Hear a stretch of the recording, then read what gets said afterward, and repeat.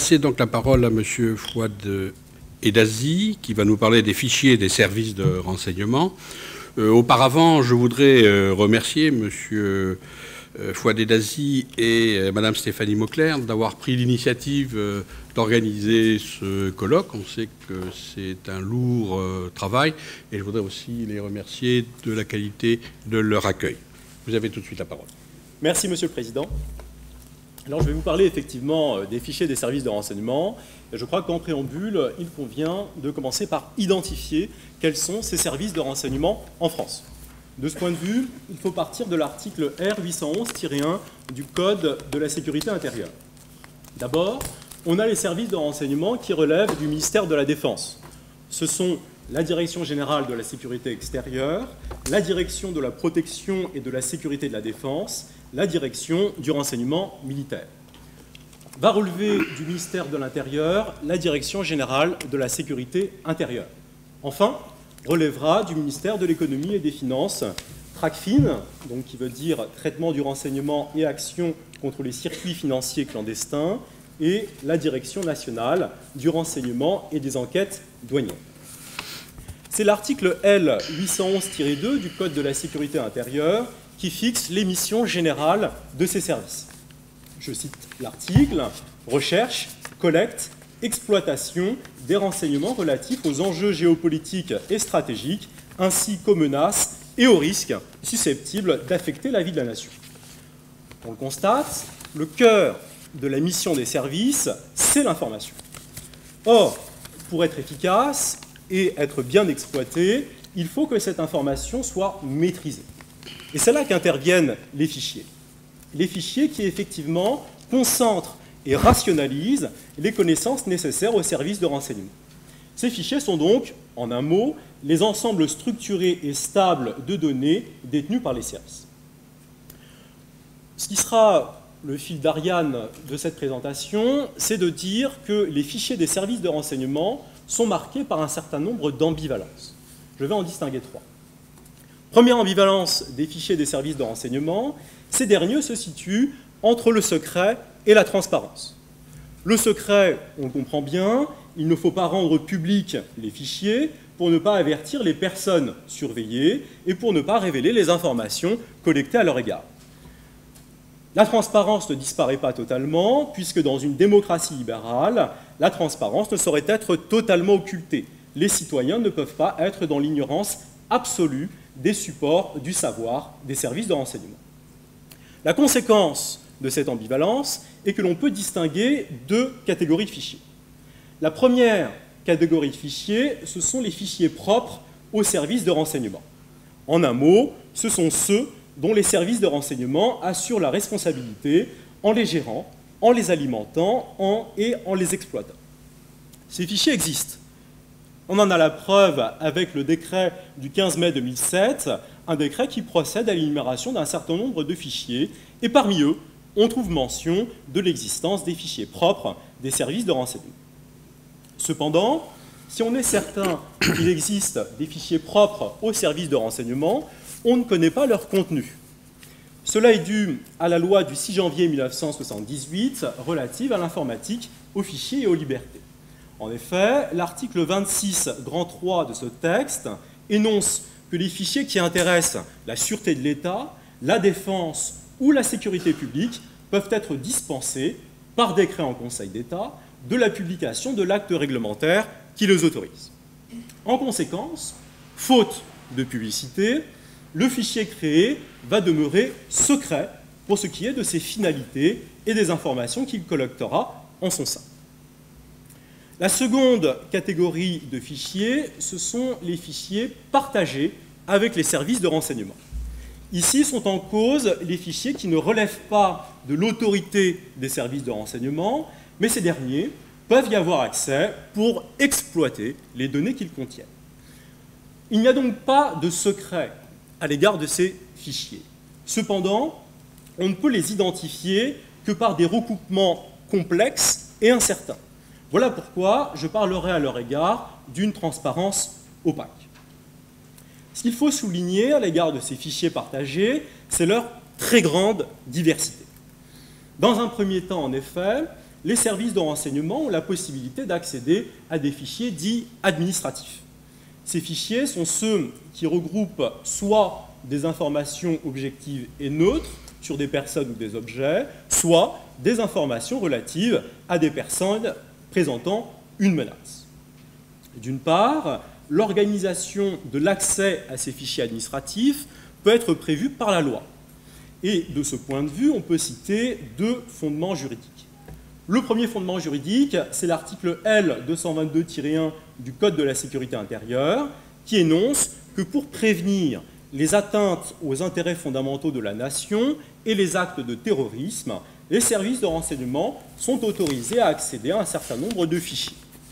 Et le texte va énumérer ici 7 fichiers. On peut en donner 3 illustrations.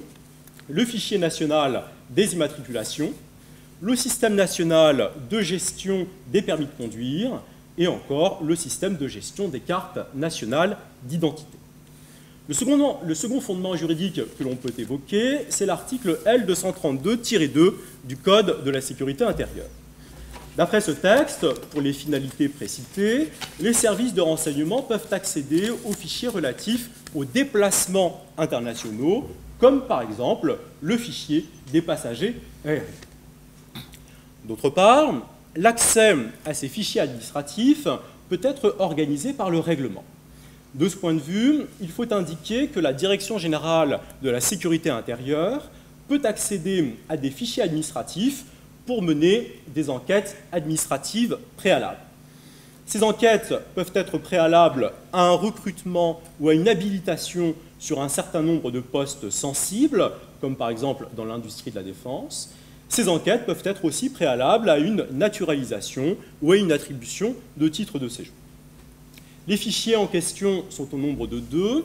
On peut évoquer le fichier enquête administrative liée à la sécurité publique, le fichier EASP, qui est visé par l'article R 236-1 du Code de la sécurité intérieure. Le second fichier que l'on peut citer, c'est le fichier prévention des atteintes à la sécurité publique, le fichier PASP, qui est cité ici par l'article R 236-11 du Code de la sécurité intérieure. Dans un second temps, à côté de ces fichiers administratifs, les services de renseignement peuvent accéder à des fichiers dits judiciaires. Ces fichiers visent à permettre de constater une infraction, d'en rassembler les preuves et d'en rechercher les auteurs. On peut ici distinguer entre deux catégories de fichiers. D'un côté, on trouve les fichiers consacrés à rassembler les antécédents judiciaires des personnes, et d'un autre côté, on trouve les fichiers d'identification judiciaire qui rassemblent les données permettant d'identifier une personne, comme par exemple les données biométriques type ADN ou encore empreintes digitales.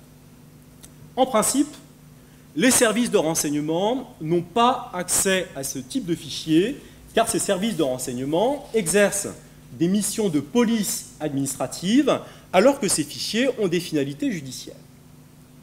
Mais ce principe connaît un certain nombre d'exceptions. On peut en donner 2 exemples. Premier exemple, tous les services de renseignement ont la possibilité d'accéder aux fichiers d'antécédents judiciaires pour mener des enquêtes administratives, mais seulement quand sont en cause la sécurité des personnes et les intérêts fondamentaux de la nation. C'est ce qui ressort ici de l'article L234-2 du Code de la sécurité intérieure. Second exemple que l'on peut donner, les services de renseignement du ministère de la Défense peuvent accéder aux fichiers d'antécédents judiciaires en cas de risque d'atteinte à l'ordre public ou à la sécurité des personnes et des biens, notamment les installations de la défense. C'est ce qui ressort ici de l'article L234-3 du Code de la sécurité intérieure. On le constate, les services de renseignement ont la possibilité d'accéder à un grand nombre de fichiers. La question qui se pose en termes de perspective est de savoir si cette ouverture sera encore élargie à l'avenir. Cette question se pose car un important rapport parlementaire de 2013 portant sur le cadre juridique applicable aux services de renseignement dénonce 2 choses. D'abord, il y a dénonciation que les services de renseignement peuvent simplement consulter les fichiers qui leur sont ouverts, ils ne peuvent pas collecter des données en leur sein afin de les interconnecter avec les données de leur fichier propre. Ensuite, ce rapport dénonce que l'objet de la consultation des fichiers partagés avec les services est toujours identifié. Le rapport fait alors deux propositions. Une première proposition qui est celle de l'interconnexion de tous les fichiers. Il ne s'agit plus de consulter, mais d'interconnecter pour que les services de renseignement puissent extraire toutes les données nécessaires. Seconde proposition du rapport, ouvrir l'accès à tous les fichiers dès lors que cela se justifie par une mission d'un service de renseignement sans aucune limite a priori. Si on voit bien l'utilité opérationnelle de ces propositions, à tout le moins, on doit relever qu'elles soulèvent un certain nombre de problématiques juridiques. Première question juridique qui se pose, est-il possible d'avoir une atteinte proportionnée à la vie privée dans une telle configuration? Alors certes, on peut envisager des garanties. Par exemple, exiger une demande motivée justifiant que l'accès demandé présente un lien indiscutable entre les missions du service en cause et l'objet du fichier. Seulement, il faut relever la définition très large des missions des services et le secret entourant leurs fichiers. Cela, évidemment, conduit à tempérer la portée de cette éventuelle garantie. Seconde problématique juridique qui surgit des propositions du rapport, qui contrôlerait une telle interconnexion?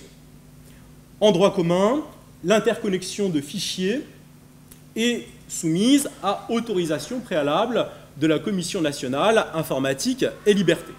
Mais la CNIL étant traditionnellement très faible sur la question des services, qui pourrait la suppléer de façon efficace? La question est posée. Deuxième ambivalence que soulèvent les fichiers des services de renseignement, c'est qu'ils représentent à la fois la puissance de l'État et une contrainte bureaucratique. D'une part, effectivement, l'alimentation des fichiers des services de renseignement est une manifestation de la puissance de l'État. Et cela se constate grâce à deux motifs.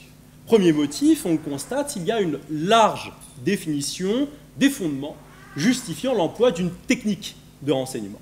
L'article L811-3 du Code de la sécurité intérieure en fixe 9, très divers. Par exemple, préserver l'indépendance nationale, la forme républicaine des institutions, les intérêts économiques et scientifiques majeurs de la France, ou encore prévenir le terrorisme et la criminalité organisée. Seconde explication, au fait que l'alimentation des fichiers est une manifestation de la puissance d'État, la loi relative au renseignement du 24 juillet 2015 va accroître les techniques de renseignement auxquelles les services peuvent légalement recourir. C'est ce qui ressort ici de l'article L851-1 et suivant du Code de la sécurité intérieure. Par exemple, aujourd'hui, tout à fait légalement, les services de renseignement peuvent poser des logiciels espions, sonoriser certains lieux ou certains véhicules, ou encore recourir à des antennes relais portables permettant d'intercepter les données émises par des téléphones mobiles dans leur rayon d'action. En clair, la loi relative au renseignement procède à une judiciarisation des moyens des services de renseignement. Il y a clairement une transposition des moyens de police judiciaire au domaine de la police administrative du renseignement. Mais à côté de cette puissance de l'État, d'autre part, il faut souligner que la gestion du fichier de renseignement est une manifestation de contraintes bureaucratiques. Car ne l'oublions pas, les services de renseignement sont des administrations. Et à ce titre, elles sont soumises à des exigences de bonne gestion administrative. Alors, est-ce que cette bonne gestion est atteinte? C'est difficile à dire, et ce pour trois raisons. Première raison, la chaîne d'alimentation des fichiers est peu formalisée. D'après la loi, après leur collecte, les renseignements sont centralisés sur des relevés placés sous l'autorité du Premier ministre. D'après l'article L822-3 du Code de la sécurité intérieure, ces renseignements, par la suite, peuvent être collectés, transcrits ou extraits. Il semble, à la lecture de cette disposition, que cette collecte, que cette transcription, que cette extraction de renseignements à partir des relevés vise à alimenter les fichiers des services de renseignement. C'est donc l'ébauche implicite d'une chaîne d'alimentation des fichiers.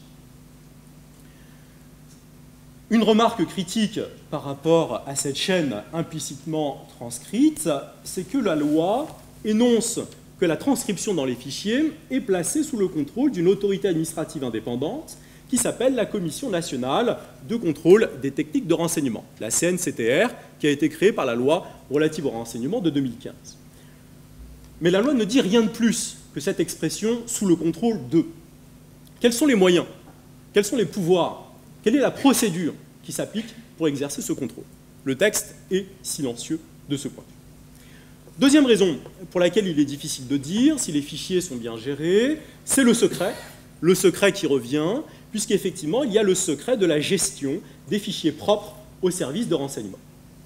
Par conséquent, il est impossible de savoir si les agents chargés d'enregistrer et de gérer les données sont assez nombreux, s'ils sont assez bien formés et s'ils disposent d'un matériel performant et sécurisé. Troisième raison qui ne nous permet pas de nous prononcer sur cette question de la bonne gestion des fichiers, c'est que certains fichiers partagés avec les services de renseignement sont en grande difficulté gestionnaire et par conséquent, par ricochet, ils peuvent entraver la bonne gestion des fichiers des services. On peut en donner deux exemples. Premier exemple, le traitement des antécédents judiciaires, le TAJ. Ce fichier va récupérer les données héritées de deux fichiers préexistants qu'on appelait le fichier STIC et le fichier JUDEX. Le fichier STIC a donné lieu à une enquête de la part de la CNIL, enquête qui a révélé, je cite, « Entre le 1er janvier et le 31 octobre 2008, seuls 17% des fiches des personnes mises en cause étaient exactes. » La conséquence directe, c'est qu'évidemment, ce TAJ va contenir des données erronées, d'où un problème pour son utilisation par les services afin de mener, par exemple, des enquêtes administratives. Le second exemple que l'on peut donner, c'est le fichier des personnes recherchées, dont on parle beaucoup dans l'actualité, puisque c'est celui qui contient les fameuses fiches S. Et par rapport à ce fichier des personnes recherchées, un rapport parlementaire de 2009 a révélé l'archaïsme technique de sa plateforme d'accès. Archaïsme qui rend parfois impossible toute connexion pendant des heures. Troisième ambivalence des fichiers, c'est que ces fichiers sont entre l'état de droit et le droit d'exception. Mais dans un premier temps, il faut bien appuyer sur ce point, il y a clairement des avancées de l'état de droit en matière de contrôle. Et ces avancées, elles doivent beaucoup au rôle de la Cour européenne des droits de l'homme, dont la jurisprudence va conduire à un contrôle des fichiers des services de renseignement. La Cour européenne des droits de l'homme, dans un premier temps, va admettre la conventionnalité du recours en renseignement. C'est ce qui ressort d'un arrêt du 9 septembre 1978, classe contre Allemagne. Cependant, pour la Cour, le fichage à des fins de renseignement constitue, par essence, une ingérence dans le droit à la vie privée prévu par la Convention européenne des droits de l'homme. C'est ce qui ressort d'un arrêt du 16 juin 2000, Hammann contre Suisse. En conséquence, d'après la Cour, l'activité des services doit être prévue par la loi, elle doit être nécessaire dans une société démocratique et proportionnée au but poursuivi. Ces avancées de l'état de droit, elles se traduisent de diverses façons. Première traduction de l'avancée de l'état de droit, c'est l'instauration d'un contrôle des fichiers propres aux services de renseignement. Et ce contrôle, il passe par deux vecteurs. Le premier vecteur, c'est la CNIL, qui a la possibilité d'énoncer un avis préalable avant toute création de fichiers. Second vecteur du contrôle, c'est le contrôle du juge administratif. Tout cela est prévu grâce à un arrêt du Conseil d'État du 31 juillet 2009, un arrêt aide et autres. Dans cet arrêt, en effet, le juge énonce que l'absence de communication d'un acte non publié ne s'applique pas à lui, dès lors que cette communication est le seul moyen de trancher le litige.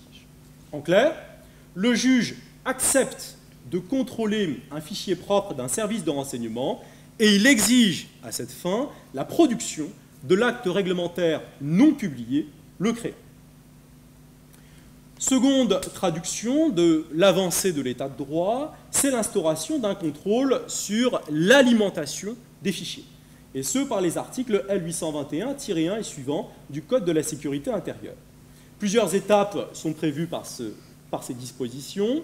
Tout d'abord, il faut au préalable demander l'autorisation de mettre en œuvre une technique de renseignement, demande formulée par le ministre de tutelle du service considéré. Ensuite, la Commission nationale de contrôle des techniques de renseignement rendra un avis sur cette demande. Par ailleurs, l'autorisation sera délivrée par le Premier ministre, l'avis de la Commission nationale n'étant pas un avis conforme. Enfin, il y a possibilité d'un recours devant le Conseil d'État, qui est compétent pour connaître en premier et dernier ressort des requêtes concernant la mise en œuvre des techniques de renseignement. Donc, de façon claire, il y a des avancées de l'état de droit. Mais dans un second temps, il faut bien soulever la persistance d'un droit d'exception amoindrissant la portée du contrôle. Plusieurs éléments permettent de mettre en exergue cette persistance du droit d'exception. D'abord, on peut évoquer la portée relative des pouvoirs de la CNIL. J'ai dit tout à l'heure que la CNIL avait la possibilité de former un avis consultatif préalable à la création du fichier, mais cet avis ne sera pas un avis éclairé, puisque la CNIL devra se prononcer sans pouvoir connaître les données à caractère personnel traitées, leur origine et les catégories de personnes concernées par le traitement. Au-delà de cette faiblesse des pouvoirs de la CNIL, il faut évoquer une procédure administrative contentieuse peu favorable au droit au recours. Et de ce point de vue, il faut bien souligner qu'il y a une neutralisation du principe du contradictoire. Et cette neutralisation, elle s'opère dans deux cas.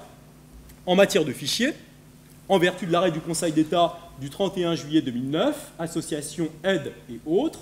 En effet, d'après cet arrêt, un acte créant le fichier d'un service de renseignement n'a pas à être transmis à la partie qui n'en a pas connaissance lorsqu'il n'est pas publié en vertu de la loi. Et ce, même si cette partie conteste cet acte.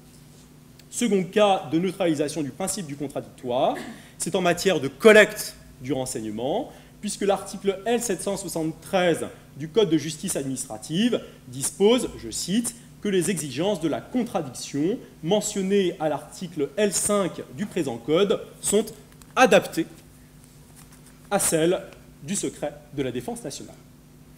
Ces deux éléments nous conduisent à parler de neutralisation du principe du contradictoire, principe qui exige traditionnellement la communication à chacune des parties de toutes les pièces versées au dossier et sur lesquelles le juge va se fonder pour rendre sa décision.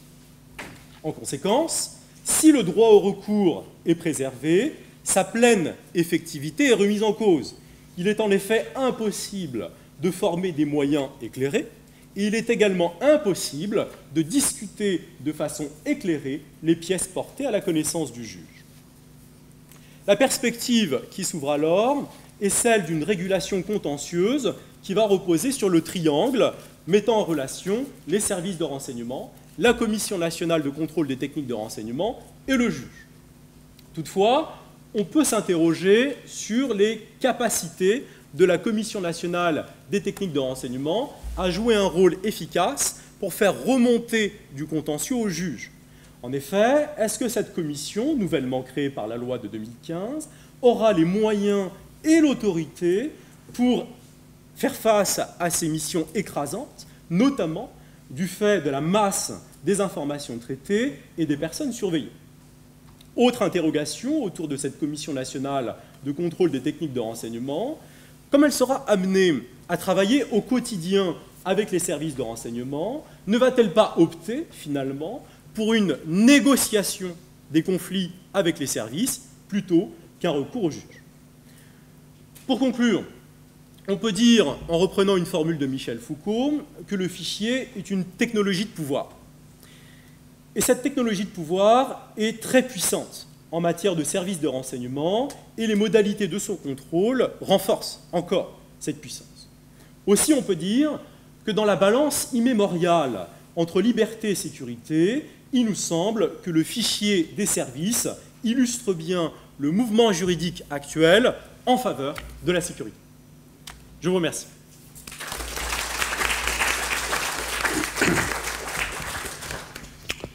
Merci bien. Une petite remarque au passage. Si on élargit la vision au-delà de la France, mais ça concerne aussi la France pour les fichiers de renseignement. Je pense qu'il faut aussi évoquer l'affaire Snowden, disons, parce que, mine de rien, les révélations de M. Snowden ont quand même des conséquences extrêmement importantes sur les services et les fichiers de renseignement. À force d'avoir voulu cacher ou d'avoir mis en place des régimes juridiques spécifiques tendant à cacher, on a un effet boomerang. C'est-à-dire qu'aujourd'hui, avec les révélations de M. Snowden, on voit les conséquences de l'excès en termes de finalité, de contenu et de dissimulation et de pouvoir que représentent les fichiers de renseignement qui arrivent à constituer au fond des États dans l'État. Et les instances politiques, comme l'opinion publique, n'acceptent plus tout à fait de la même manière cet état de fait. Et donc, à l'heure actuelle, on a dans le monde, et ça c'est intéressant à observer, un mouvement de fond qui tend à établir un nouvel équilibre dans le contrôle des fichiers des services de renseignement, avec, par exemple, pour donner une dominante qu'on retrouve dans le monde entier, il y a des lois, par exemple, en ce moment, en préparation en Nouvelle-Zélande, en Australie, il y a le cas américain, on a aussi la récente loi française, le cas britannique est un petit peu plus ambigu, mais on a, par exemple, aujourd'hui, une exigence du renforcement du contrôle parlementaire.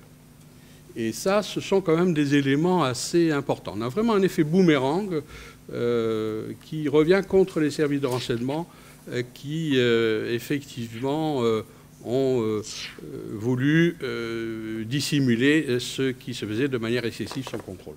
Donc là, il y a une question maintenant de contrôle démocratique, je dirais au sens large, par l'opinion publique et le pouvoir politique, y compris l'exécutif, qui s'est senti dépassé par ses propres services, qui est quand même un événement assez important dans les services de renseignement. Bien, je vais me donner la parole, excusez-moi. Donc, pour vous traiter maintenant d'un autre thème, Interpol et ses fichiers.